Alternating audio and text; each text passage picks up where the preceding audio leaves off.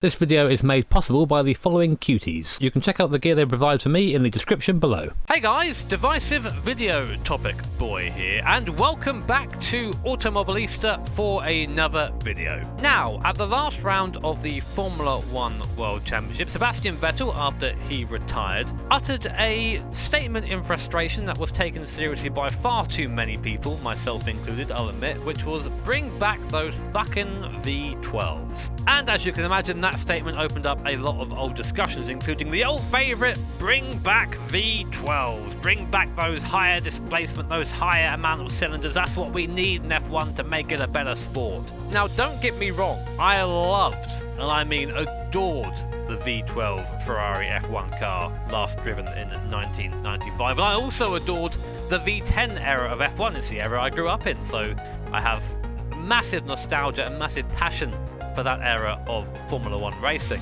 But I'm also aware that times change and situations change. So in this video, I'm going to try and explore that topic a little bit deeper. And to discuss that topic and distract myself in the best way possible, I'm going to be driving a glorious virtual V12 F1 car, very much based on that 95 Ferrari I spoke about earlier on, in a 6-lap race against the AI around Suzuka, because that's where they're going to be this weekend. I suppose I should put on my crash helmet really in preparation for some of the comments on this video, but I guess let's get into it and discuss whether V12s should, or can they, come back to F1.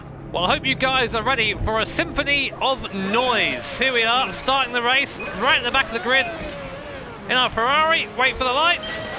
Bit of a rolling start there, but I haven't used a hand clutch, so excuse me. Struggling with wheel spin all the way off the grid, and here we are then, 6 laps of Suzuka in a V12 F1 car, down to T1 for the first time. Tyres and brakes are very cold, and you can feel it going to T1. The tyres scrub when you try and turn the wheel in. And right now I'm in a very tricky position, which is trying to find my way through a very mixed up field as the car in front gets loose, a little bit of contact with the car next to me. There's rear wings and a tyre off. There's a Benetton to the left, he's off. And on the inside as well, when the AI comes flying across the inside, tags someone. I've got someone on my right as well. And we've gone from 25th to 19th place in all that chaos, and still trying to find a little bit of grip. Coming up to the first second behind when the Ligier is now, not quite close enough to make any moves there. And right now really struggling with temperature in those front tyres. Car is not gripping at all. As we come up to the hairpin for the first time, good place to overtake if you're feeling brave. I chuck one up the inside. There's a McLaren there on the exit. I think that's Brundle. Stamp on the power on exit. Duck into the slipstream, coming up now to the spoon curve. Come on, V12. And try and go around the outside. No, not quite enough pace to do that. Running a little bit more downforce in the baseline, and an effort to try and get this thing turned in for some of the more tricky corners. But listen to this thing. I'm into 6th gear. Getting to the limiter. There's a car on my outside. There's a bit small lift going to 130. Just about muscle him out. Then we've got a hammer on the brakes for the chicane. Really got to hit the brakes in this thing. These cars have so much less grip than the modern day machines. You have to try and get used to it. It's quite tricky. But there you go. Up to P17. That's a gain of 8 positions on our first lap. And let's start this discussion, shall we? I always like to try and get the first lap out of the way first. Before doing that, I'm saying there's a car off up there. Looks like a Pacific. Hard to tell though, going by so quickly, and my knowledge of this era isn't fantastic. So, the V12 F1 car, of course, the last V12 came from a very, very different era of Formula 1, a time where you had things like qualifying engines and one engine per race, instead of the 3 engines per season we have now, which is, you know, quite a lot different in terms of reliability.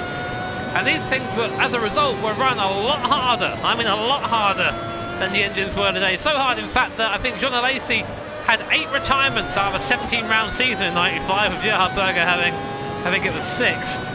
Not all of those were engine, but a good chunk of them were, because and that was the same up and down the field, not just the V12s. The engines are being run so much harder than they are in modern day F1. And of course, as a result, big explosions go from there. But as I said, the last V12 F1 car came from 1995. So when people say things like bring back V12s, my mind automatically goes, well, this car would be absolutely devastated by a modern F1 car. It wouldn't even be a competition. I'm pretty sure an F2 car will be quicker than this thing nowadays, or not far off anyway.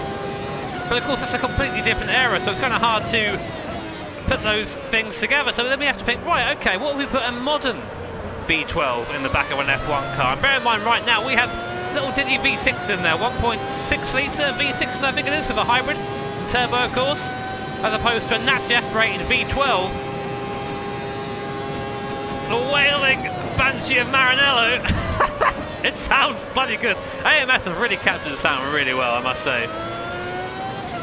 And it's a really nice thought to try and jam a V12 engine into a modern F1 car, but of course you've got to think of one thing, which is first of all the size. These are big boys, the V12 engines. They aren't small and compact like the modern V6s and F1. And of course the weight as well, although again a lot has come forward in terms of engine development. So it wouldn't be as heavy as it was, I imagine, back in these days. But then we have to think of the times. You know, we live in 2019 now. Everyone's trying to be more efficient. Electric cars are making a bigger and bigger impact in modern day society, in real life driving as well. Of course, you get loads of Teslas around, all those things. So I try and get out of the hairpin there and mess around a bit. So a big old V12 isn't as relevant as it was back in the 90s and the late 80s. I think there are only a few V12s left now in racing altogether. Oh, hello! Was that Deniz? I just get done by Deniz there. That's a big F. Looking like he's a bit bent up front though. Might just be my imagination. But now I've got the draft. And all the power in the world! Well, I was saying that, we are just touching 300Ks. Modern F1 cars will be doing closer to 200 down there, I imagine. They've probably got DRS zone as well to help them out. No DRS, of course, back here. It's all down to the car and the driver. I got to say, I'm really enjoying how these cars are moving around. That's something to do with the engine, though. That's just the aero and the tyres. Much thinner than today, of course. Up the inside, thank you very much, son. Trying to not smash the brakes too hard because this thing will lock up, and the bias is quite rearward because that's how I like the car. So it's very easy just to go around if you're not careful. So I'm getting a bit off topic now. So I think, yeah, I think there's the Aston, the Valkyrie thing, whatever their hypercar is going to be a V12, isn't it? I can't think of many other race cars outside that still run the V12 because it's just not relevant. Unfortunately, you have to think as a racing for manufacturers is basically just a big advert for them. They do it to make money and advertise. That's all it is. It isn't. I mean, of course, there are people who do it out of passion, but they're people like you and me, and we haven't got anything to sell, unfortunately. Easy out of there. So having a V12 or a V10 just isn't really relevant anymore. As sad as that is, you know, it is a real shame because, you know, some of my greatest memories of F1 are of a V10 car wailing by all the V12s of these things. I remember watching on TV when I was very, very small and not really understanding what it was and being quite scared by it, actually. But we've got to a point now where the cars are so reliable and the engines are so powerful for what they are that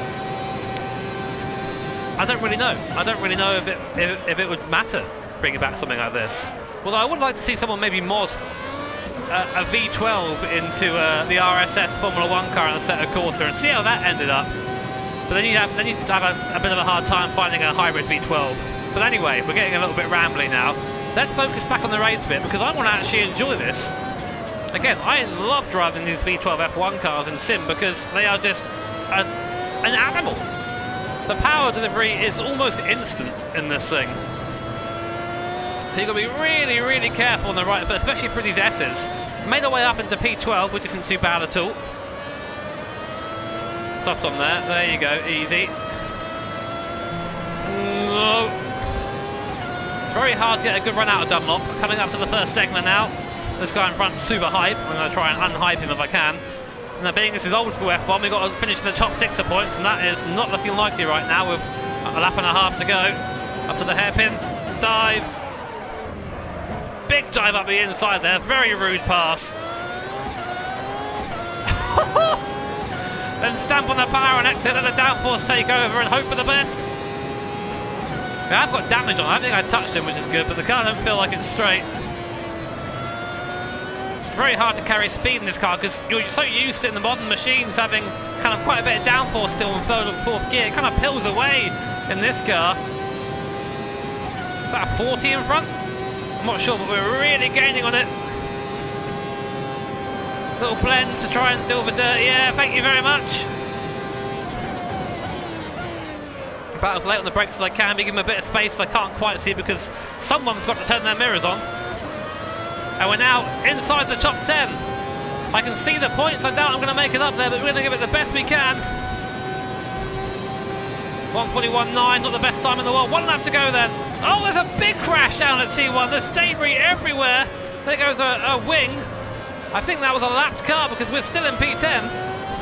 My word.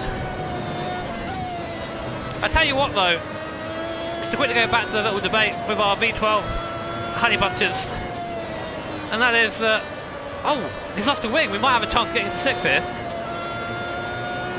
And that is that these cars are spectacular. They really are. They're spectacular in a different way. AI is messing itself up. We've got a Jordan in front. That's Alicia. I get a bump from behind. Don't break me now, AI, please. I'm so near the end. Go, go, go. Smash the power. Alicia slow. We got a point. Fake shot on the Lacey's got a point. Easy. Bit of a gap now to the guys ahead. It's Mick Hacknen's the next car on track, but he's 5 seconds up the road. We aren't going to be catching him. But we can try and yeet away as quick as we can. But yeah, these cars are a different kind of spectacular. The kind of things that make your hair stand on end when they go by. When you watch a modern F1 car go through a set of corners, that's them being spectacular. It's a different kind of sport nowadays. Now, I can see why people miss it a bit. But to be honest, for me, having access to it in a sim and being able to drive this car with this kind of soundtrack blasting away in my ears, I know it's not the same thing as experiencing it in the real world, but things change. And this is enough for me, to be honest. Come across the line, we'll take that 1 point, up 19 in our starting place. Ending last of the race, thankfully for us. And Alberga won it. Nice, yeah, Alberga won. So my teammate won, that's not bad. But there you go, guys. That was a brief and, I guess, skimming opinion on my on the Bring Back V12 discussion. I'm very curious to hear what you guys think in the comments below. Let's please keep it civil. I know it's one of those divisive topics, and everyone is very, very passionate about what they think should and shouldn't happen with F1. And you can admire that to an extent, but please keep it civil. You know, this isn't a place to sling insults at each other. Let's be nice to each other, okay? There aren't many of us motorsport fans left. We've got to all stick together. But I hope you guys enjoyed the video and this revival of the V12 in AMS. If you did enjoy it, of course, make sure to hit that like button. If you really enjoyed it, then make sure to hit subscribe and that bell notification icon, because that way it will be made possible of future streams and future videos like this. As always, a massive, massive, heartfelt thank you to my patrons and sponsors for supporting my channel. Take care, have an awesome day.